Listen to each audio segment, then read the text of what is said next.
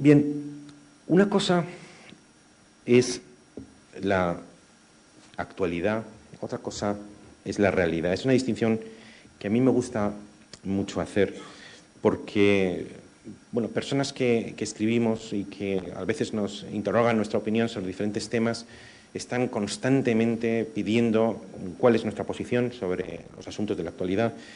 No quieren solo argumentar nuestra posición, no quieren nuestra opinión, solamente quieren nuestra posición. Y es algo que a los que tratamos de tener un proyecto filosófico a largo plazo, pues no nos interesa. Antes decía, bueno, es que los empresarios tienen demasiadas cosas que hacer como para leer filosofía, como si primero aquello de primum vivere deinde filosofare, lo primero es vivir y después filosofar. Pero me gusta insistir en la idea de que incluso los empresarios, cuando venden sus mercancías, cuando venden sus productos, tratan de satisfacer los deseos.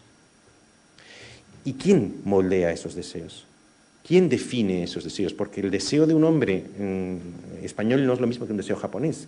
Y el deseo de una mujer del siglo XXI no es lo mismo que el deseo de una mujer del siglo XII. Con lo cual los deseos son moldeables y son cambiantes y son históricamente sufren transformación, están en permanente mutación.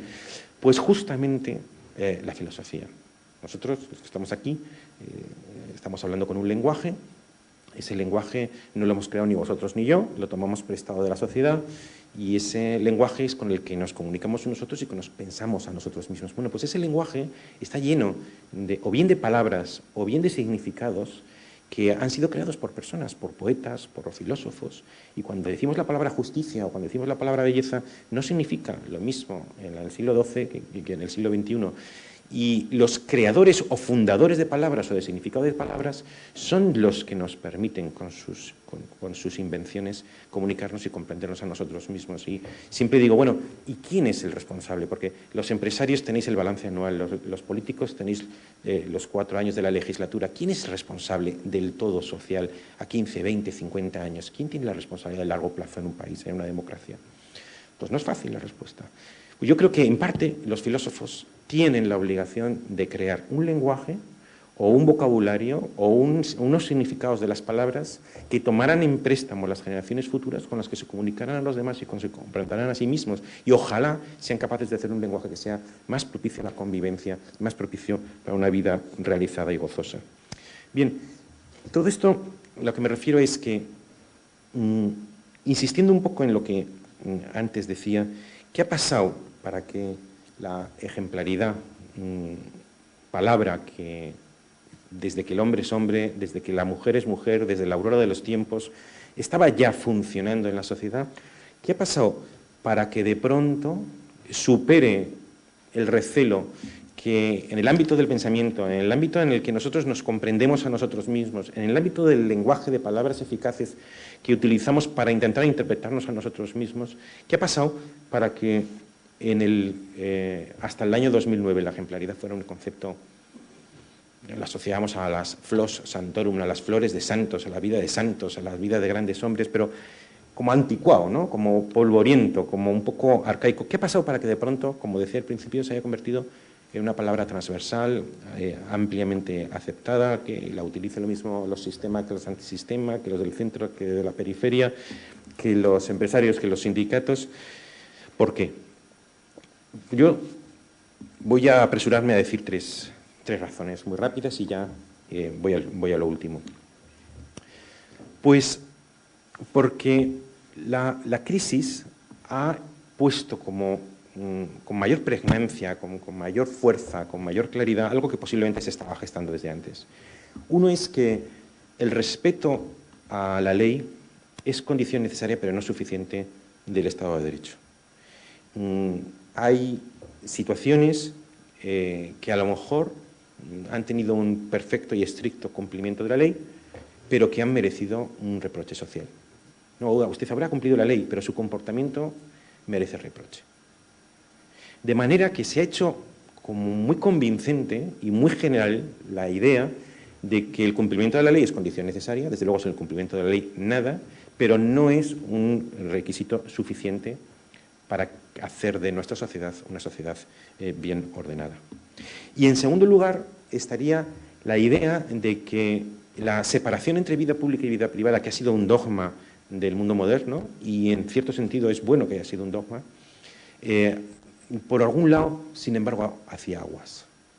Porque una cosa es que desde el punto de vista jurídico consideremos que la vida privada es un sacramento, es una cosa inviolable, de manera que la ley nos autoriza, llegada a la mayoría de edad, a elegir la vida privada que nosotros queramos, sin que, cuando no produce, antes lo decía, perjuicio a terceros, sin que nos penalicen por ello. Y además, una dictadura es aquel sistema en la que, como existe una persona que nos tutela el resto de la sociedad automáticamente se convierte en menor de edad.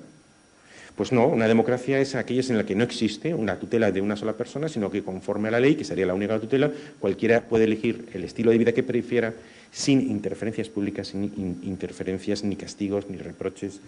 Pero lo que es cierto desde el punto de vista jurídico es, en cambio, un disparate desde el punto de vista moral. Porque algo puede ser no solamente cierto, sino sagrado desde el punto de vista jurídico, baluarte, fundamento y pilar de la democracia, pero el disparate ha sido que aquello que es válido desde el punto de vista jurídico, pretendamos que es también válido desde el punto de vista ético, porque desde el punto de vista ético no es indiferente lo que hagas con tu vida privada.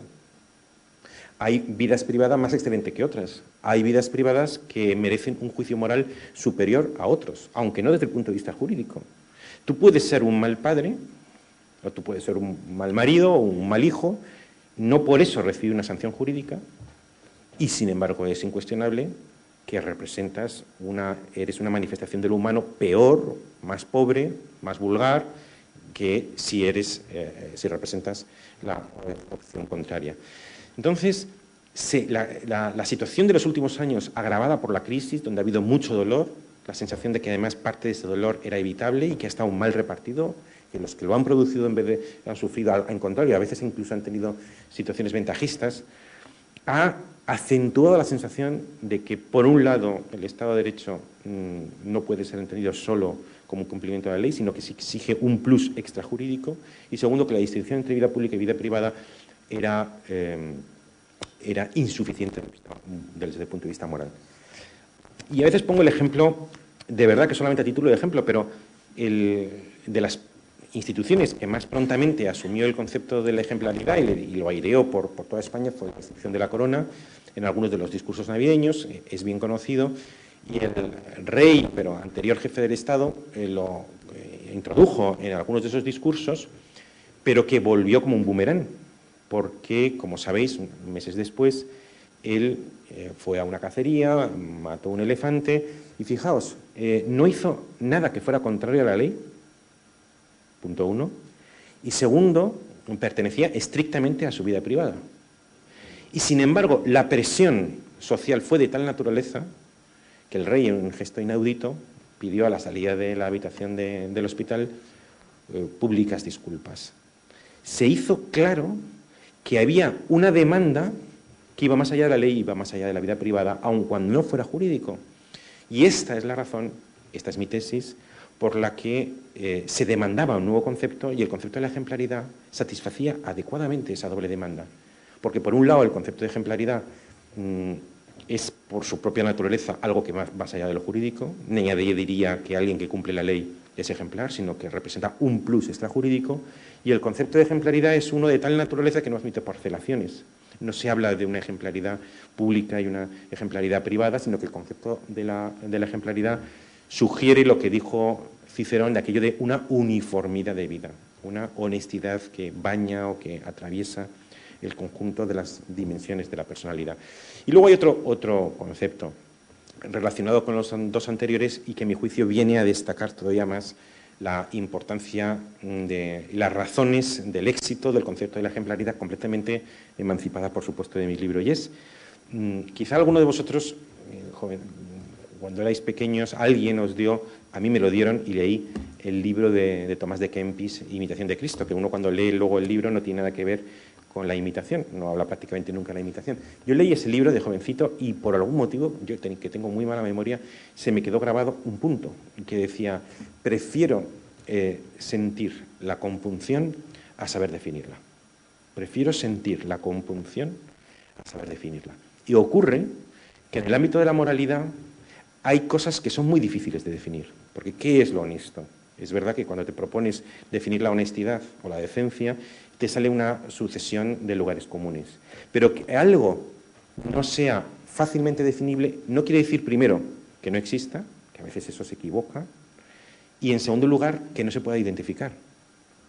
Porque, como os digo, determinados comportamientos, como antes he hablado el del rey, se produjo una opinión pública perfectamente articulada, en la que a lo mejor ninguno de los que sentían indignación por ese comportamiento podría definir verbalmente cuál era el objeto exacto de su indignación, pero sin embargo lo sentían.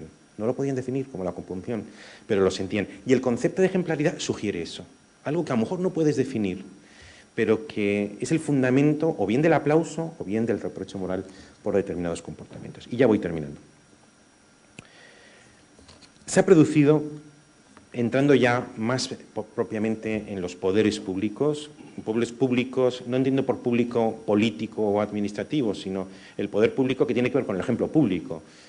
Cuando hablo de, por ejemplo, en mi concepto de ejemplaridad pública, el que titula el libro, insisto en que la palabra pública no califica la ejemplaridad, sino que simplemente la confirma. Podría haber puesto simplemente ejemplaridad porque toda ejemplaridad es política y pública. Y es algo en lo que también insisto en ese mismo libro de cómo toda persona individual somos personas públicas. Todos somos personas públicas. No tienen el monopolio de las personas públicas determinadas notoriedades que salen en la televisión o determinadas personas que ostentan cargos más sonoros o cuyo nombramiento pasa por el Consejo de Ministros.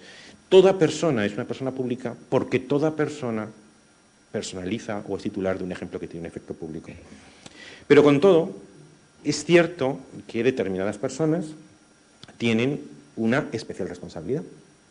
Y es que si antes hemos dicho que la ejemplaridad es el imperativo que nace por tomar conciencia de la influencia de tu ejemplo, algo así como asumir la responsabilidad de tu propio ejemplo, hay determinadas personas cuyo círculo de influencia es mayor y, en consecuencia, su responsabilidad no es distinta, suelo decir que no es un novum, pero sí es más intensa. Es un plus, puesto que no tienen una responsabilidad distinta a cualquiera de los individuos, pero sí más intensa porque su círculo de influencia es mayor o incluso su capacidad de influencia, como ocurre, por ejemplo, con los políticos o los empresarios.